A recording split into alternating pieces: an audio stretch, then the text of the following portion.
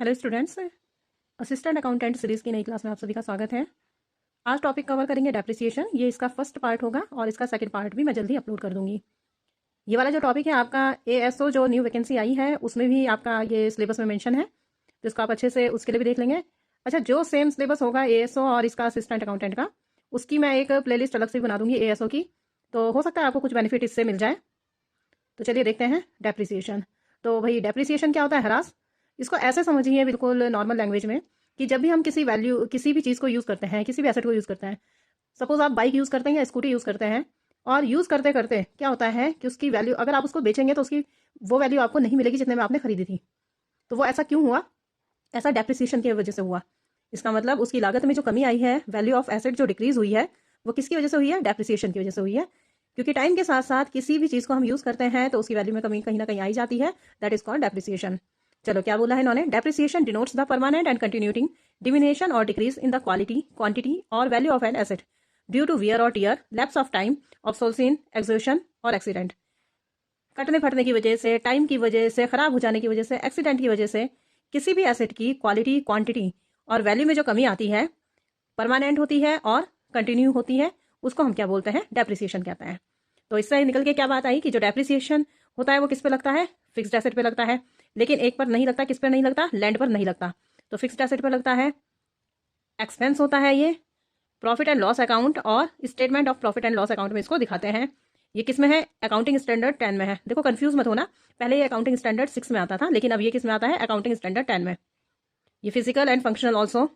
इससे क्या होता है? रिबेट इन टैक्स, टैक्स में रिबेट मिल जाती है, ये मस्ट होता है। नॉन कैश ऑपरेटिंग एक्सपेंस होता है ये, इसको रेवेन्यू लॉस कहते हैं। ये डिस्ट्रीब्यूशन प्रोसेस है, नॉट वैल्यूशन। ठीक है, तो ये कुछ चीज़ें मैं की पॉइंट्स ऐसे लिख देती हूँ ताकि आप इसको अच्छे से देख लें। अब बात कर लेते हैं कुछ इसकी डेफिनेशंस हैं। डेफिनेशंस में इसका स्पाइसर एंड पैगलर ने क्या बोला? Depreciation is the measure of the exertion of the effective life of an asset from any cause during a given period. देखो, याद करने की जरूरत नहीं है, आप ऐसे लिखना स्पाइसर एंड पैगलर, और इसका कोई एक वर्ड उठा लेना, एक या दो, जिससे आपको याद रहे कि ये किसने दी है डेफिनेशन? स्पाइसर ने दी है। ऐसे ही जेआर विलियम्स में करना कि कोई भी एक वर्ड उठा लेना इसमें से, और जिससे आपको याद रहे कि ये जेआर विलियम्स ने, क्योंकि इतनी डेफिनेशन आप याद नहीं कर सकते। तो जेआर विलियम्स ने क्या कहा? Depreciation may be defined as a gradual depreciation in the value due to use. Institute of Cost and Management Accountants ने क्या कहा? Depreciation is the diminution in the intrinsic value of the asset. Carter ने क्या कहा? Depreciation is the gradual and permanent decrease in the value of an asset from any cause. तो note मैंने इसमें क्या डाला है? Except land because it has unlimited useful life. तो ये भी मैंने आपको बता दिया कि लैंड इसमें क्यों नहीं आता है, क्योंकि इसकी क्या होती है? अनलिमिटेड यूजफुल लाइफ होती है, तो उस पर डेप्रिसिएशन काम नहीं करता। Depreciation is charge on all tangible assets. इसकी कुछ इंपॉर्टेंट टर्म्स होती हैं, उन्हें भी देख लेते हैं। क्या क्या टर्म्स होती हैं? Depreciable assets, useful life, depreciable amount, stability in system of depreciation. ये इसकी 4 टर्म्स हैं जो इंपॉर्टेंट है। अब कुछ और भी होते हैं डेप्रिसिएशन के अलावा, जैसे डिप्लीशन हो गया, अमोर्टाइजेशन हो गया, ऑब्सोल्यूशन हो गया। तो ये सब क्या होते हैं, इन्हें भी आपको पता होना चाहिए। डिप्लीशन क्या होता है? वेस्टिंग एसेट्स पे लगता है। कहने का मतलब है यूज़ करते हुए जो वेस्ट हो जाती हैं, अब उनका कोई यूज़ नहीं रहा। आपको पता है तेल की खदान जो होती है, एक बार जब यूज़ कर लिया तब आपको उसकी वो फिर आपके लिए यूज़फुल नहीं रहती। ऐसे ही हीरे की खान हो गई, आपकी कोयले की खान हो गई। माइनिंग, ज़्यादातर जितनी भी माइंस होती हैं वो सारी क्या किस में आती हैं? डिप्लीशन में आती हैं। यूज़ करते करते हुए बर्बाद हो जाना, मीन्स दैट। ठीक है ना, वेस्टिंग एसेट्स। अमोर्टाइजेशन किस पे लगता है? ये लगता है लॉन्ग टर्म इंटेंजिबल एसेट्स पर। कैसे? कॉपीराइट पर, ट्रेडमार्क पर, पेटेंट, गुडविल, लीज एटसेट्रा, इन सब पे क्या लगता है? अमोर्टाइजेशन लगता है। ऑब्सोल्यूशन क्या होता है? Any fixed asset removal due to research, invention and changes in technology before its expected life. कहने का मतलब यह है कि कोई भी ऐसी फिक्स्ड एसेट जितनी उसकी जिंदगी थी उससे पहले ही टेक्नोलॉजी में चेंजेस की वजह से क्या हो गई? खत्म हो गई, उसको क्या बोलते हैं? ऑब्सोल्यूशन। मतलब प्रचलन से बाहर हो गई। होती है ना करेंसीज, जैसे करेंसी होती है प्रचलन से बाहर, तो वो क्या माना जाएगा? ऑब्सोल्यूशन। आपने देखा होगा जैसे ये नोटबंदी हुई थी तो उस टाइम क्या हुई? कुछ करेंसीज बाहर हो गई ना हमारे उससे, जैसे 1000 का नोट था तो वो क्या हो गया? ऑब्सोल्यूशन। अनसर्टेन कैपिटल लॉस और deferred revenue expenditure, sudden decrease cause of depreciation. तो इसके बारे में कुछ इंपॉर्टेंट बातें हैं ऑब्सोल्यूशन के बारे में। क्या क्या है? अनसर्टेन होता है, कैपिटल लॉस होता है, रेवेन्यू एक्सपेंडिचर होता है, सडन डिक्रीज हो जाता है, इसमें अचानक से डिक्रीज हो जाता है, और किसकी वजह से होता है? डेप्रिसिएशन की वजह से। फ्लक्चुएशन भी देख लेते हैं, एक वर्ड होता है। करंट एसेट्स पे ये लगता है फ्लक्चुएशन, मे बी इंक्रीज और डिक्रीज। कभी क्या होता है? फ्लक्चुएशन किसे बोलते हैं? कभी भी वैल्यू बढ़ जा रही है और कभी भी घट जा रही है। स्पेशल अरेंजमेंट्स होते हैं इसके लिए, किसमें? अकाउंट्स में। अब देख लेते हैं फैक्टर्स डिटरमाइनिंग अफेक्टिंग डेप्रिसिएशन। कौन कौन से फैक्टर्स हैं जो डेप्रिसिएशन को अफेक्ट करते हैं? कौन कौन से करते हैं? Total cost of the asset, क्या होती है ये? Cost of purchase plus flat plus installment expense, estimated useful life और एस्टिमेटेड स्क्रैप और रेसिडुअल वैल्यू। डेप्रिसिएशन का कुछ ये फार्मूलाज हैं कैसे, cost of assets into rate into number of months days upon 100 into 12 upon 365। ऐसे ही डेप का एक और आपका वो होता है formula, cost of asset into rate upon 100। ये कुछ ज़्यादा इंपॉर्टेंट नहीं है क्योंकि ऐसे क्वेश्चन पूछे भी नहीं जाते हैं। ये तो मैंने आपको इसके बारे में थ्योरेटिकल क्वेश्चन बता दिया कि आपको ये पता होना चाहिए कि क्या क्या कैसे कैसे होता है। अब बात करेंगे इसके मेथड्स पर। अब यहाँ देखो हम बहुत ही इंपॉर्टेंट टॉपिक पर अब डिस्कस करने वाले हैं। तो अब इसके मेथड्स स्टार्ट हो रहे हैं और ये बहुत इंपॉर्टेंट है, जबकि मैं आपको बता देती हूँ इसके 2 ही जो मेथड्स हैं वही ज़्यादा यूज़ होते हैं, लेकिन आपको पता सारे होने चाहिए इसलिए मैं सब करवा दूंगी। अगर मैं क्वेश्चंस नहीं भी करवाऊंगी उनके जो कि इंपॉर्टेंट होते भी नहीं, लेकिन मैं उसके बारे में आपको बता दूंगी। तो फर्स्ट मेथड है स्ट्रेट लाइन मेथड और फिक्स्ड इंस्टॉलमेंट मेथड। देखो जैसा पता ही चल रहा है straight line fixed installment means that dep इसमें एक ही बार आप काउंट करोगे और एक ही बार जैसा आपका हर साल दिया जाएगा। ठीक है, तो जैसा मतलब पहले साल आप इसको निकाल लोगे फॉर्मूला के थ्रू, वही डैप हर बार रहेगा, बस आप टाइम का ध्यान रखेंगे, मंथ्स का ध्यान रखेंगे। ठीक है, कैसे, depreciation is equal to original cost plus installation charges minus scrap value upon 100। और रेट कैसे निकलता है डेप्रिसिएशन का, अगर रेट नहीं दिया है, depreciation into 100 upon original cost. इसे भाई याद कर देना रेट वाले को, क्योंकि ये रेट वाला जो क्वेश्चन है ये मैंने कहीं तो देखा है। ये अब मुझे याद नहीं आ रहा यूपीपीसीएल में देखा है या यूके ट्रिपल एसएससी के उसमें देखा था, लेकिन ये मैंने कहीं देखा है। तो ये जो वो भी होते हैं आपके फॉर्मूलाज होते हैं वो भी आपको अच्छे से याद होने चाहिए। ऐसे नहीं कि बस हम तो कर ही लेंगे क्योंकि देख के हमें पता चल जाएगा, लेकिन नहीं, याद होने चाहिए। तो रेट का क्या होता है, dep into 100 upon original cost. अब आ जाते हैं की पॉइंट्स पर। इसके जो फिक्स्ड इंस्टॉलमेंट मेथड है उसका की पॉइंट क्या है, उसका की पॉइंट देखो। की पॉइंट उसका ये है, डेप इक्वली एवरी ईयर, हर साल डेप एक जैसा रहता है। If repair increases then increases loss also. अगर रिपेयर इंक्रीज होती है या तब लॉस भी क्या हो जाता है, इंक्रीज हो जाता है। लास्ट में वैल्यू ऑफ एसेट क्या हो जाती है, जीरो हो जाती है।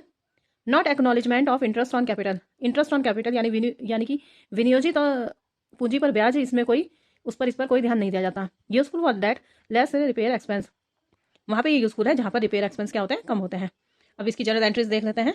जनरल एंट्रीज इसकी, परचेज ऑफ एसेट्स, आप परचेज करेंगे एसेट। भाई देखो रूल्स में बार बार नहीं बताऊंगी, आपको पता होना चाहिए कि क्या रूल्स हैं इसके, क्योंकि करवा दिए हैं बहुत अच्छे से। तो परचेज ऑफ एसेट्स की एंट्री हो जाएगी आपकी asset account debit to cash account. Erection installment charges की हो जाएगी आपकी। अच्छा, इंस्टॉलेशन चार्जेस क्या होते हैं आपके, कैपिटल एक्सपेंडिचर होता है। Asset account debit to cash account. Depreciation के लिए एंट्री हो जाएगी डेप्रिसिएशन टू एसेट अकाउंट। क्यों गया डेप डेबिट, क्योंकि डेप क्या है आपके लिए, लॉस है, एक्सपेंस है ना, मैंने बताया शुरू में। Charging dep to PNL account, PNL account debit to dep account. Sale of asset, cash account debit to asset account. अगर लॉस हो जाता है तो लॉस आपको पता है हमेशा डेबिट होता है, PNL account debit to asset account. और अगर आपका प्रॉफिट हो जाएगा तो प्रॉफिट क्या हो जाता है आपका, क्रेडिट हो जाता है, asset account debit to PNL account. और लास्ट में साल की अगर कोई स्क्रैप है, रेजिडुअल रह गया, यानी खराब चीज़ें रह गई, उन्हें आप सेल कर देते हो तो आपकी एंट्री बन जाती है cash bank account debit to asset account. तो ये तो था आपकी एंट्रीज। एक क्वेश्चन हम कर लेते हैं, एक ही क्वेश्चन करेंगे बस अभी फिलहाल, नहीं तो वीडियो आपकी बहुत लेंथी हो जाएगी और आपको फिर कुछ भी समझ में नहीं आएगा। तो देखते हैं। Purchase machinery 90,000 on May 2014, on 1 July 2015 purchased another machinery for 40,000. On 31st March 2016, sold off first purchased machinery for 58,000. On the same date, purchased a machinery for 1 lakh, debt 20%, accounts closed 31st December for 3 years. तो ये question हमें complete करना है। Question complete कर लेते हैं। सबसे पहले हम इसका क्या करते हैं, वर्किंग नोट बना लेते हैं। सबसे पहले वर्किंग नोट ही बनाना चाहिए, वेरी वेरी इंपॉर्टेंट, और यहीं से सारा क्वेश्चन आपका सॉल्व हो जाएगा। कैसे, देखो फर्स्ट मशीनरी आपकी कब खरीदी है, 2014 में खरीदी है ना। तो और कब खरीदी है, मई में खरीदी है। तो मई से दिसंबर का निकल जाएगा आपका जो भी होगा, 90,000 आपकी वैल्यू है मशीनरी की, 20% आपका डेप्रिसिएशन है। और कितने मंथ हो गए भाई, मई से दिसंबर, ये हो गए 8 मंथ्स, तो निकल गया 12,000। सेकंड ईयर के लिए भी इसका निकाल दिया डेप्रिसिएशन हमने, और थर्ड ईयर के लिए भी निकाल दिया। जितने मंथ आपके पास मशीनरी रही है उतने के लिए निकालोगे। अच्छा, स्ट्रेट लाइन मेथड है तो ये जरूरी नहीं है कि हर बार का डेप सेम आएगा, अब मंथ की वजह से इसमें फ्लक्चुएशन हो सकता है, ध्यान रखना। तो आपकी टोटल कॉस्ट ये आ गया आपके डेप्रिसिएशन, सारे डेप्रिसिएशन को ऐड कर देंगे तो आ जाएगा 34,500। अच्छा, टोटल कॉस्ट थी आपकी 90,000, टोटल डेप हो गया आपका 34,500, बचा कितना बैलेंस लास्ट में 55,500। और बेच दी कितने में भाई, 58,000 में बेच दी है ये वाली मशीन। तो आपको प्रॉफिट हुआ या लॉस हुआ, ध्यान दो जरा। आपने, आपका बैलेंस बचा है 55,500 और 58,000 में आपने इसको बेच दी, यानी कि कम की वैल्यू बची, कम बची है मशीनरी, हमने ज़्यादा की बेच दी, तो आपका हो गया प्रॉफिट। इसके अलावा अगर ऐसा होता है कि बैलेंस बचता 58,000 और आप इसको सोल्ड आउट करते 55,500 में, तो इतने का आपको लॉस हो जाता। तो ये भी ध्यान रखेंगे ज़रा। अब चलो आ जाते हैं उसमें, सेकंड मशीनरी के लिए भी डैप निकाल देते हैं। सेकंड मशीनरी के लिए भी निकाल दिया हमने डैप। ये खरीदी थी आपकी 2015 में, जुलाई में, तो जुलाई से दिसंबर तक का निकाल दिया, तो ये इतना आ गया। ऐसे ही 2016 का निकाल दिया। थर्ड मशीनरी भी आपने, आपकी जो थी वो 2016 में जब फर्स्ट मशीनरी आपने बेची थी जिस डेट में, उसी डेट में खरीद ली थी ये थर्ड मशीनरी, तो उस हिसाब से इसका भी हमने डैप निकाल दिया। इधर हमने क्या बना दिया इसका, ये बना दिया हमने इसका मशीनरी अकाउंट। तो भाई बिल्कुल सिंपल तरीके से हमने इसका अकाउंट बनाया है। जैसे बनता ही है टू बैंक अकाउंट करके, जैसे मैंने आपको जो एंट्रीज बताई उसी के थ्रू मैंने इसका क्या बना दिया, अकाउंट बना दिया। टू बैंक अकाउंट लिखा है, फिर फर्स्ट वाली का डैप आ गया, फिर सेकेंड ईयर में बैलेंस आ गया, फिर फर्स्ट वाली और सेकेंड वाली का डैप आ गया, फिर उसी साल हमने दूसरी मशीनरी खरीद भी ली थी तो इधर आ गई टू बैंक में, बैलेंस बच गया। इसी तरह से आपने थर्ड ईयर में एक मशीनरी आपने वो सोल्ड आउट कर दी है, वो आ गई आपकी बाई साइड बाई बैंक 58,000। एक मशीनरी आपने परचेज करी है 1 लाख की से। डेप्रिसिएशन फर्स्ट वाली का तब तक का रहेगा जब तक आपने उस मशीनरी को अपने पास रखा है, तब तक का डेप्रिसिएशन लिख दिया उसमें। फिर दूसरी और तीसरी जो मशीनरी है उसका बैलेंस आपने लिख दिया डैप में, और इस तरह से आपका प्रॉफिट भी आ गया इधर और आपका बैलेंस बच गया इतना।